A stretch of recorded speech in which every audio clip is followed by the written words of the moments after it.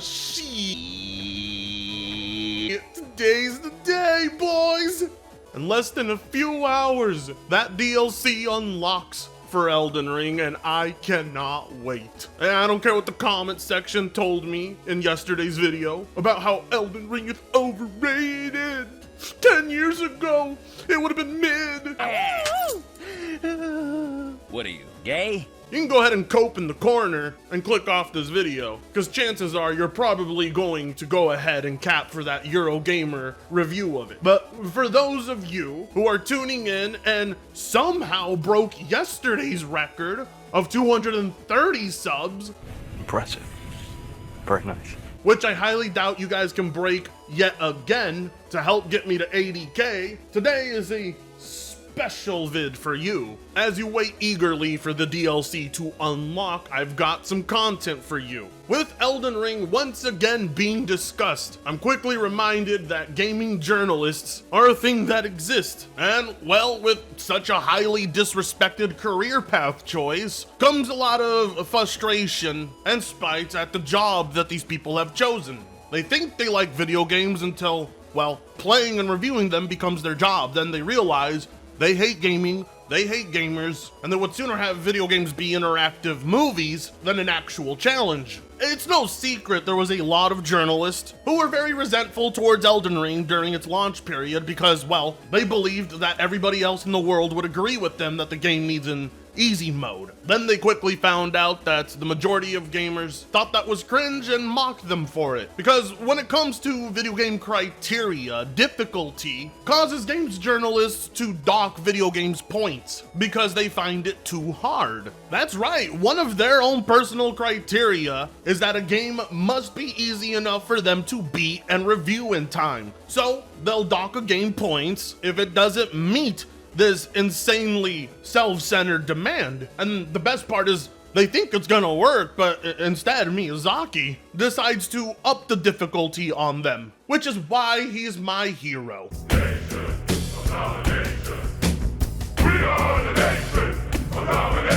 My first steps into the Shadow Realm are with bare feet and an empty head. After reaching out to Mog's crusty egg, I materialize in a vast, rolling field dotted with ruins. So this reviewer's name is Alexis Ung, and yes, I had to turn off my Alexa before I recorded that. Now let's make it clear we're not sending any harassment towards this person. It's just their opinion, it's just a review. We can criticize her review without personally attacking her. Damn Frit, when did you get soft? I didn't! This is just for the YouTube system. If I told you how I truly feel, I would probably be banned. I'm just saying what the system wants me to say, so I don't get in trouble later on, because you know how it is with journalists. They pick up one person criticizing them, and they'll try and get your Steam account banned. So I'm not playing that game. I'm just saying, in a world where Volcano High gets a 5-star review and Shadow of the Erdtree gets a 3 out of 5, it's a little eyebrow raising. So I said, let's watch the review and let's see this brilliant breakdown. I decide for the sake of efficiency to stick to my Moonveil/Carrion Glintstone staff setup, because one does not simply walk into a FromSoft DLC. Right off the bat, we have our first problem. That is the most noob build you could possibly go into this DLC with.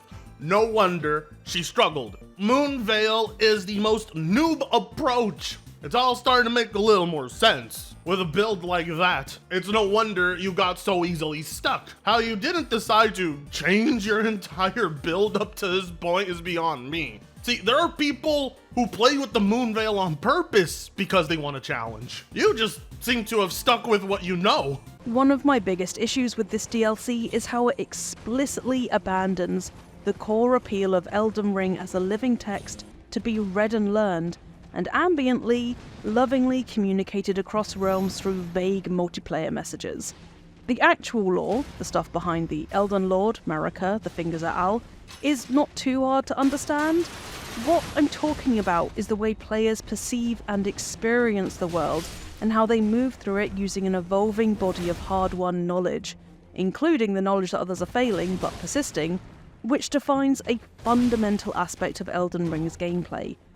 Okay, I'm confused here. Are there no player messages in the DLC? Is that something that From Software took out? Because from what I'm understanding, you're playing the DLC in early access, so of course you're not going to see many player messages. It's very few people out there who are playing this until it officially goes live. I'm not sure if she understood that. I haven't heard anything official from Software claiming they would remove player messages from the DLC. It should be common sense that you're not seeing many messages because you're playing before everybody else in the world got a chance to. The criticism is definitely head scratching. And if the game was docked a point because she didn't understand that, then that is very unprofessional and it absolutely blows me away. I will need confirmation from everyone else, but it doesn't seem to make any sort of sense. I highly doubt after 15 plus years From Software would not have player messages. Perhaps she didn't articulate her point very well. Maybe that wasn't worded right, but it comes off like she's criticizing the game for a feature that she wouldn't really see till official launch day. I said I wasn't going to attack her, but this is sheer stupidity. To write in your review and tell people From Software abandoned the player messaging system is outright misinformation. How nobody's gone back to correct that, or how they couldn't have just waited one more day is beyond me, but this is why people don't like video games journalism. The people reviewing the games do not have a brain. It's really hard to maintain that sense of growth and tension when the DLC undermines the hallmarks of its own genre through unnecessary signposting. And, to an extent, the unavoidable linearity of a DLC that revolves around one clear premise. That doesn't make any sense, because you'll go on to complain that the game is too hard, and then you'll go on to say it's too hand-holding because of the developer messages. Well, let me tell you something. The developer messages are the only thing you will be able to see for now. I can't believe I have to explain to someone whose career it is to review video games and have knowledge over them, but apparently I have to explain this. I am absolutely dumbfounded right now. It should be obvious to every veteran Souls player, which clearly this person is most likely not, which makes them the worst candidate to be reviewing this piece of DLC. And the worst part is she can't explain it without pointless word salad. I'm not impressed at how you wrote this. You can try your hardest to mask your criticism with big fancy words, but stupid is still easy to identify, regardless of the words you've chosen. Obvious misinformation is obvious misinformation, even if you brought out your thesaurus to try and impress people. I caught it, everybody else caught it. This is a very bad look for Eurogamer. So, for some examples, at one point I enter a dungeon with an official message at the entrance, explicitly telling me to hit them where they're weakest, referring to the dungeon's golem-like constructs. This is not a directive anyone wants to see in a FromSoft game.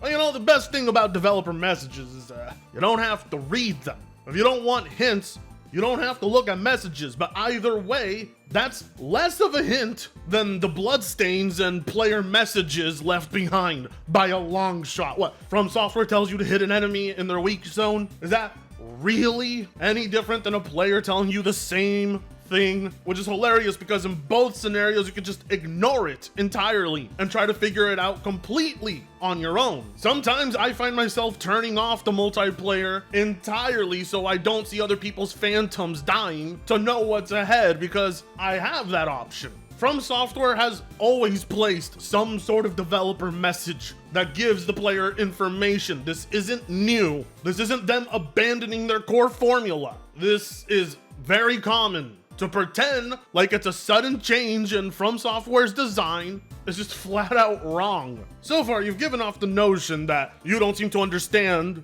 that because this is early access, you're not going to see player messages. But if you could have seen player messages, it would have objectively been an easier experience, an easier time. Either way, this criticism makes absolutely no sense, because at the end of the review, you're going to go on to say the game is too difficult.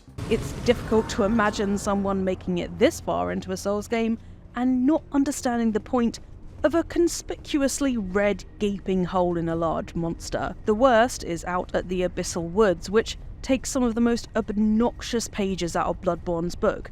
It's a stealth-focused region that announces its gimmick via multiple official messages that spell things out to the player as one would a child. One would think that FromSoft would let me learn through my own suffering, but apparently not.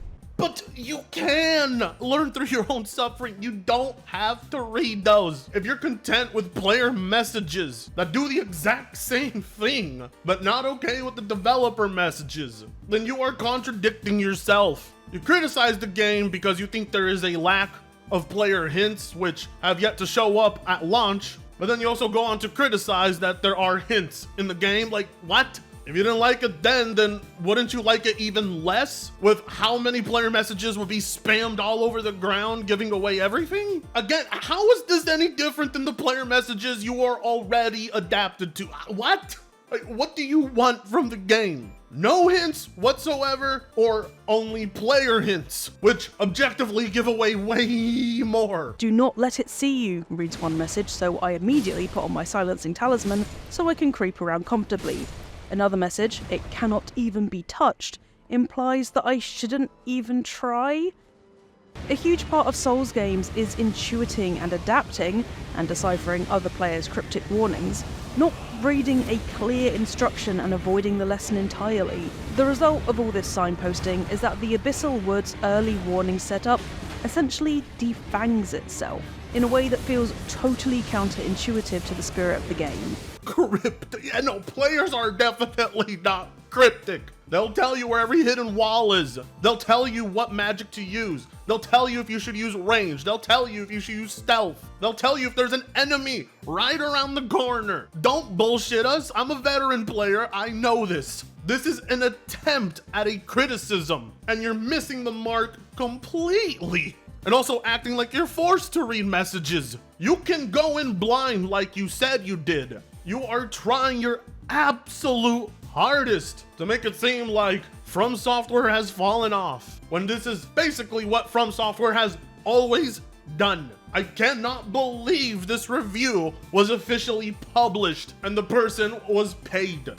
Compounding the issue is how the creatures of the Abyssal Woods themselves are also a thinly reheated Bloodborne concept, and so, altogether, the entire area ends up feeling like an empty disappointment. You know, it's really easy to feel like something is empty when your whole goal was to beat it as fast as possible, skip as many segments as possible, avoid as many enemies as possible, because your review being out matters more. And due to that time constraint, your review was heavily compromised. Not to mention, I've been talking to people who have the game in early access who can confirm that everything you're saying is absolute bullshit. Like any Souls-like, there are times where I have to walk away from a boss fight before I get shamefully tilted. This has never been more true than for the final boss in Shadow of the Erdtree, which I make 49 miserable attempts to kill, before realizing I have to set it aside for now. Come again? What? Again, say that again? 49 miserable attempts to kill, before realizing I have to set it aside for now. So you didn't beat the DLC when you put out your review? You didn't get good? Oh my god, that explains so much. You are tilted. You are salty because the game kicked your ass. You are just like every Soulsborne hater I have ever met. You're just spiteful because the game kicked your ass and you don't want to be anyone's fool. Why on God's green earth would Eurogamer confidently publish this review where the reviewer didn't even beat the DLC? They gave up on the game right at the end. In what world is this professional? In what world is this okay for a journalist to do? Your job is to play and beat these products. And if you can't do the second part of the job, you're not qualified. And yet somehow she tries to paint it as if the game is hand-holdy, all while she couldn't even complete the final boss. This is video games journalism, folks. A complete disgrace. That FromSoft designs these encounters as a display of hardness and unforgiving brutality in its flagship genre is not surprising. But there is a point at which this becomes one-dimensional, and as such pointlessly maddening, especially if this is the final boss encounter. That's the whole point of a final boss. Anybody can be a games journalist. Anyone. Holy shit. I expect the final boss to be brutal. It's the final boss. What, do you need it to be easy so you can beat it? No, you gotta work your ass off for it. The final challenge should always feel like a final challenge. Like the game is throwing everything it can at you. It's not supposed to be a cakewalk, especially if it's a From Software game. Clearly, the game is not for you. Go back to playing your furry simulators. If we wish to follow Mikla's example of shedding the old ways and rejecting tradition, a more meaningful approach might be to rethink how this sort of impassibility could work. Impassibility? Okay. And yet, I'm more than confident we're going to see people beat the final boss within 24 hours of the launch. Stop. You just suck. It's true that this distinct type of FromSoft engineered frustration is an indispensable part of the Souls experience, to hurl yourself repeatedly against a seemingly immovable object until through sheer luck and serendipitous timing, you somehow prevail. You say luck when in reality, what it takes is skill and better recognition. If you rely on luck to beat these games, you're a terrible Souls player. I go through dozens of deaths over a period of several days, and despite taking breaks to go off and do other things and explore other areas, I realise that I just don't want to do this anymore. The game keeps beating me up. The game keeps making me look like a fool. I don't want to do this anymore. It's not fair. The final boss should be easier. Oh, but the game's hand-holding somehow, apparently. Absolutely embarrassing. Oh my god. And can you guess what they gave the DLC? They gave it a 3 out of 5. A 3 out of 5 because this journalist sucked. And they openly admit to not beating the DLC. I shouldn't have to explain to people why this is a problem. If you stand up for this, you're a massive soy jack. Anyways, I don't even want to think about how bad that review was. All I want to do is play the DLC. So let's end it here. Thank you all so very much for your continued support. The channel is growing at a staggering rate. At this rate, I'm pretty confident I will be reaching 80k subs. And that's all because of you beautiful people. So thank you. Like, comment, share, and subscribe if you so choose to. Play Elden Ring, be based, and I'll see you in the next one. Fritango sucks ass.